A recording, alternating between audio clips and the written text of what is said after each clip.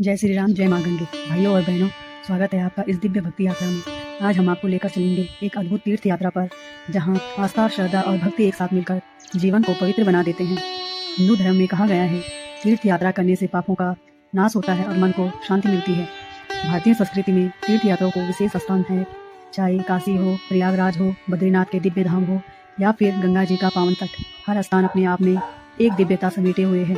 भक्त जब इन पावन स्थलों की यात्रा करते हैं तो उनका हृदय शुद्ध होता है और उन्हें ईश्वर के साक्षात दर्शन का अनुभव मिलता है।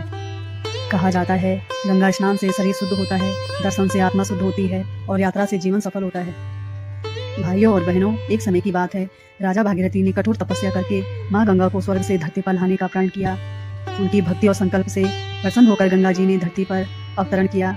भागीरथ गंगा जी को अपने पूर्वजों का उद्धार कराने के लिए लाए और तभी से गंगा स्नान और गंगा यात्रा का महत्व सबसे ऊंचा माना गया है।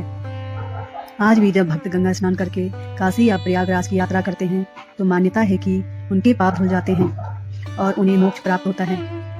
अब आइए चलते हैं उत्तराखंड की पावन धरा पर, जहाँ स्थित है 4 धाम, बद्रीनाथ, केदारनाथ, गंगोत्री और यमुनोत्री। कहा जाता है कि इन धामों की यात्रा करने मात्र से भक्त को जीवन के सारे दुखों से मुक्ति मिलती है। बद्रीनाथ धाम में भगवान विष्णु नारायण के रूप में विराजमान हैं। केदारनाथ धाम में भगवान शिव ज्योतिर्लिंग के रूप में स्वयं प्रकट हुए। गंगोत्री से गंगा जी का उद्गम होता है और यमुनोत्री से यमुना जी की धारा बहती है। जब भक्त इन चारों धामों की यात्रा पूरी करता है तो उसे जीवन का परम सुख और मोक्ष प्राप्त होता है। तो भाइयों और बहनों, तीर्थ यात्रा केवल एक यात्रा नहीं, यह आत्मा की शुद्धि है, यह भक्ति का मार्ग है और यह जीवन का सच्चा उत्सव है। हम सबको जीवन में कम से कम एक बार अवश्य तीर्थ यात्रा करनी चाहिए, ताकि हम ईश्वर की उस दिव्य ऊर्जा को महसूस कर सके जो हमारे जीवन को सफल और पवित्र बना देती है। भाइयों और बहनों, तीर्थ यात्रा हमें केवल पवित्र स्थानों का दर्शन ही नहीं कराती, बल्कि यह हमें सिखाती है कि जीवन का असली सुख ईश्वर की भक्ति और सेवा में है। तो आइए हम भी अपने जीवन को तीर्थ समान पवित्र बनाएं और हर पल प्रभु का स्मरण करें। तीर्थ यात्रा का महत्व केवल पापों का क्षय करना ही नहीं, बल्कि मन और आत्मा को ईश्वर से जोड़ना है। जब भक्त श्रद्धा और विश्वास से यात्रा करता है तो उसे वही फल मिलता है जिसकी वह कामना करता है। इसलिए सच्चे हृदय से तीर्थ करें और अपने जीवन को भक्ति से भर दें।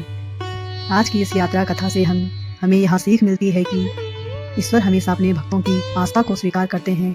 आप सबके जीवन में भी माँ गंगा और भगवान बद्री विशाल का आशीर्वाद बना रहे, यही मेरी कामना है। आपके जीवन में सुख, शांति और समृद्धि बनी रहे।